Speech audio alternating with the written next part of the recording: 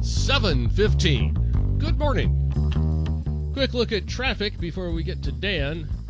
Westbound 80 slowing up now at Reed Avenue. And let's see, westbound 80 over coming out of Roseville is slowing up at Greenback Lane. Things pick up once you get to the I-80 split. Unless you're staying with Cap City Freeway, then you'll stay slow through Fulton. Traffic brought to you by Zero Res Sacramento. Get 3 rooms of carpet clean starting at just $139. Go to ZeroResSacramento.com. All right, here is Dan in Sonoma. What's up, Dan? Hey, Sean. Good morning. Couple shout-outs this morning. I mentioned a few things yesterday regarding Israel, that Biden has found a way to not fund Israel. And according to Ramblin' Mike, he had cited something from, it was 20 years ago, that was some incident that has already been resolved long ago.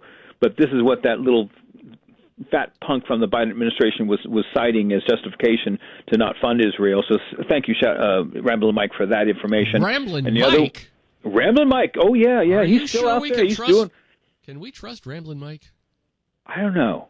I don't know. He's since he's been retired, he's just footloose and fancy free. But I don't know. He maybe has a lot of time on his hands, but I appreciate his effort. The other person who I really like and trust is listener Rod, who forwarded me a Breitbart story. It mentioned the Vatican having ties to global warming, the hysteria, and why Gavin Newsom is heading over there. Apparently, my idiot Pope, and I'm Catholic and I can't stand this Pope. He's a jackass. He's a huge global warming nut. Other than that, you like him, though? No, I don't. Not at any level. If a bus runs over him tomorrow, I'm not going to complain about it. But he's an idiot, and he's promoting this global warming thing, which he has no business doing. That is not any business of the Vatican, the Pope, or the Catholic Church. That's not what they're doing. But this Pope is too stupid to know any better. It is very political, and that's not. We fought against this, and we'll have to fight against it again. The church used to be the government, and they're trying to turn. They're doing that again. Oh yeah, don't get me started with that. Elk Grove Dan mentioned professional agitators. Fox. I'm certain he had seen the same thing I'd seen. Fox News had showed one of them, a woman I know nothing about. She's 63 years old, and her name is Lisa Fithian. And she's one of the rabble-rousers. She's one of the organizers. Clearly, she's done this before. She did Occupy Wall Street, a few other things. She's probably a Soros operative. A logical question is, why has this woman not been arrested? If she's coordinating this whole thing, and she clearly is, she is guilty of a whole variety of things. And this woman needs to be taken into custody immediately. Eric Swalwell's probably dating her. Who knows? No, he likes the young Asian women, I guess. So that's his taste, and I don't really care. Anyway, don't get me. You're going to get me in trouble on this show. You're going to get me in trouble by going down the shallow route. You are smooth, though. I can't trip you up. Oh, yes, you can. You throw those nasty off-speed pitches, and I swing through them, and it's a huge embarrassment. Republicans, they need to. This is a golden opportunity for them to come out and ask parents across the country, why are you paying so much money for these colleges that are all left-wing? There are no conservative colleges that would host or allow these riots in there and the takeover of their universities and colleges. They need to ask parents, why are you spending so much money, and why are you sending children to these colleges that are teaching and supporting racism? That's a great question. Are they going to do it? No. No, I don't think so. They won't do it, but what they will do is pay off the loans, apparently.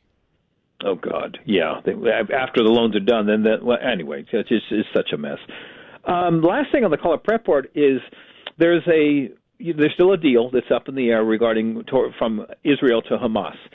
And even the pathetic Anthony, I'll blink first Blinken, who's over there now in Israel, is saying, hey, this is such a great offer. This is all on Hamas right now, that they should accept this deal. Let's move forward. Now, here's the thing. If this deal is as good as he's touting, and I think it is, and Hamas says no, that's bad. And that makes these rabble-rousers look even stupider than they are, because, again, what could be happening if Hamas says no to this deal, it could be what Dennis Prager has suggested, is that the hostages are all dead, or most of them are gone. And so I don't want to have to renegotiate, or the Israelis to renegotiate. They have a bad habit of negotiating for dead soldiers for live prisoners. and I hope it doesn't come down to that. But if it does turn out that Hamas does not accept the deal, Israel should just keep on going into Rafah. That's their next target. They have to take that city over. They're not that far from finishing this job, and so because they're so close to finishing the job, the world powers that be are putting a ton of pressure on Israel to back away. And I hope they don't. I don't think they will. I hope they don't. I hope they finish the job and hope to finish it good. You can't negotiate with those people. I hate even calling them people. Let's send the Pope over there, and maybe he can negotiate with them. I'm glad you said that, because I haven't had good feelings about the Pope for a long time. But I'm not Catholic, so I feel like I shouldn't say anything. He's an idiot. You're missing nothing. He's an idiot. Thank you. That is Dan with a commentary for your Wednesday morning. Not necessarily part of this station, but thanks, bud. Thank you, sir. It is 21 minutes after 7.